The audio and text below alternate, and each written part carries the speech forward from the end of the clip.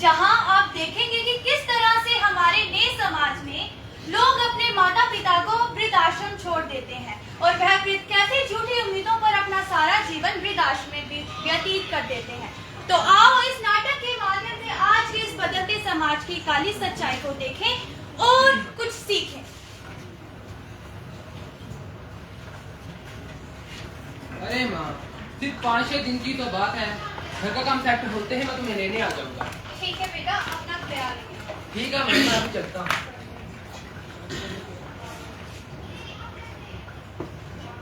अरे नमस्ते जी, मुझे शर्मा कहते हैं।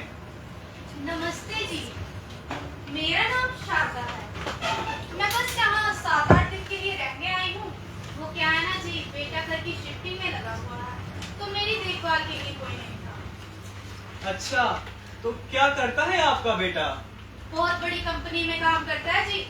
अरे जरा मैं उसे फोन लगा के पूछ तो लूं कि वो घर पहुंचा कि नहीं।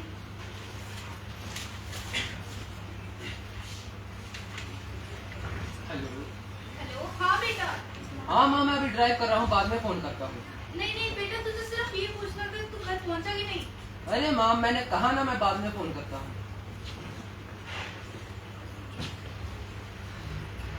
अरे शारदा जी, फिर क्या कहा आपके होनहार बेटे ने? थोड़ी देर में फोन करता हूँ कहकर फोन रख दिया उसने। देखिए शारदा जी, मैं सालों से हूँ यहाँ पर, सब कुछ देख लिया है मेरी इन आंखों ने। अब जितनी जल्दी इस जगह को अपनाएंगी उतना ही बेहतर होगा आपके लिए। कैसी बात करते हैं आप? मेरा बेटा वैसा नहीं है, बहुत प्यार करता है मुझसे। तो भला मैं कैसे दूर रह सकती हूँ अपने बेटे से? बिल्कुल नहीं।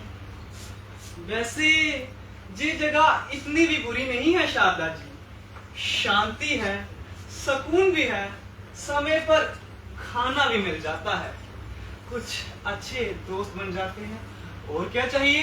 अब आप ही के लिए यही बेहतर है कि आप भी अपना जीवन यूं ही भजन कीर्तन में ही लगा लीजिएगा। देखिए देखिए शर्मा जी, मुझे कहना तो नहीं चाहिए, लेकिन मैं कह रही हूँ। मुझे लगता है कि आप शायद मुझसे थोड़ा जल रहे हैं, क्योंकि मुझे तो मेरा बेटा आके ले जाएगा और आपको यहाँ कोई पूछता तक नहीं है। मैं उससे बात तो कर लूं।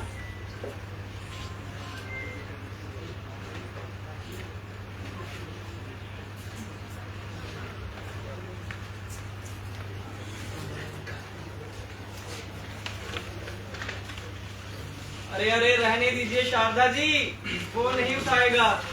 हेलो हाँ बेटा। माँ, मैं अभी मीटिंग में हूँ, बाद में फोन करता हूँ। बेटा तो भूल जाता है, 15 दिन बीत गए हैं। अरे माँ, आता हूँ ना, वो घर का थोड़ा काम सेट कर लूँ फिर आता हूँ। टेंशन क्यों ले रही? आपको शायद मेरी बातें बुरी लगती है शारदा जी, लेकिन मेरी बात मानिए, ये उम्मीद रखने का कोई फायदा नहीं है। ये जो हो रहा है आप यूं ही इसे बर्दाश्त करते रहिए, बस यही हमारा नसीब है। नसीब आपका बुरा होगा जी, मेरा नहीं। देख लीजिएगा, मेरा बेटा मुझे लेने आएगा और फिर मैं आपको बताऊंगी। मुझे तो बस इस बात की टेंशन है कि मेरे बिना रह कैसे पा रहा होगा। देखिए शारदा जी, मैं भी चाहता हूँ कि आपका बेटा आपको लेने आए, लेकिन इस वृद्धाश्रम में जो एक बार आ जाता है वो इतनी आसानी से यहाँ से नहीं जाता। आप ना बेकार की बातें करते हैं, मुझे नहीं रहना यहाँ। मैं अभी अपने बेटे को फोन करूंगी, वो आज ही मुझे यहाँ से लेके जाएगा। हेलो। हाँ बेटा, सुन, तो मुझे आज ही यहाँ से ले जा, मुझे नहीं रहना यहाँ। अरे माँ, वो काम का प्रेशर ही इतना है, तो मैं कह रहा था कि तुम थोड़ी देर वहाँ हो और मैनेज कर लो। अरे बेटा, मैं नहीं रह पा रही, मुझसे अब और सहन नहीं हो रहा। अरे माँ, आता हूँ ना, तुम टेंशन क्यों ले रही हो? आता हूँ मैं, टेंशन मत लो।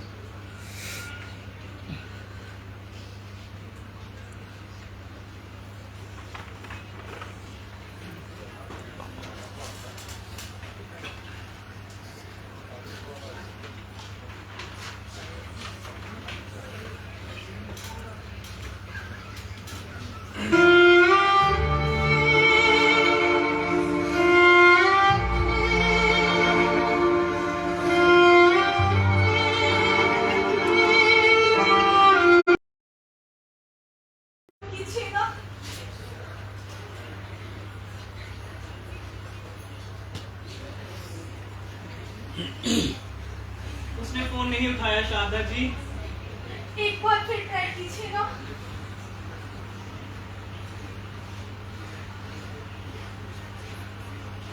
वो फोन नहीं उठा रहा शारदा जी। आप ऐसा कीजिए, मुझे मेरे बेटे की फोटो दे दीजिए।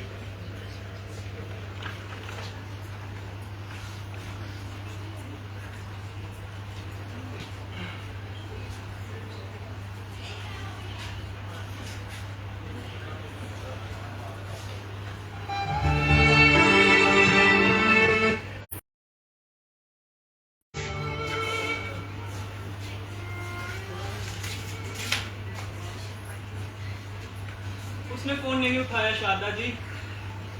एक बार फिर कीजिएगा।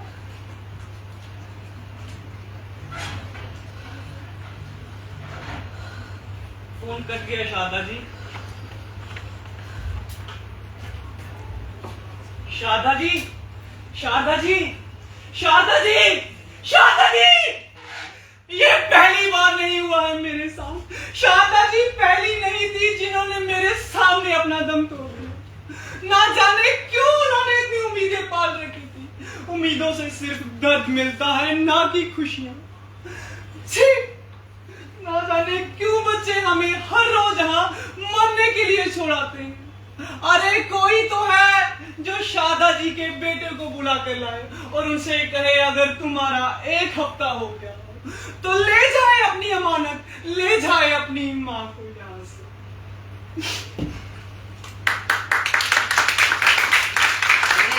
भाई साहब,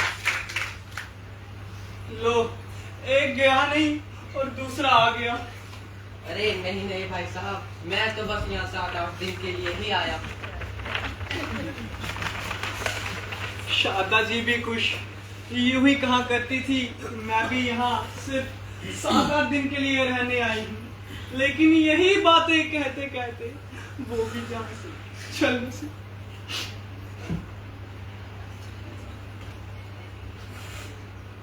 एक बार फिर नमस्कार। आप सबने देखा कि कैसे शारदा का बेटा विदेश जाने से पहले उसे एक वृद्धाश्रम में छोड़ गया और फिर कभी उसका हाल तक ना जाना।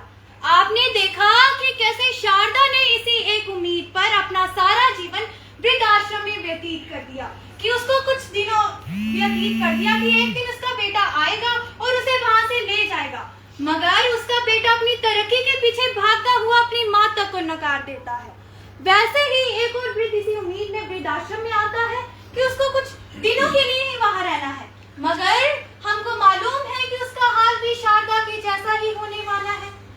आज के इस नवीन युग में लोग अपने माता पिता को बोझ समझते हैं, मगर ये भूल जाते हैं कि वह भी आने वाले समय में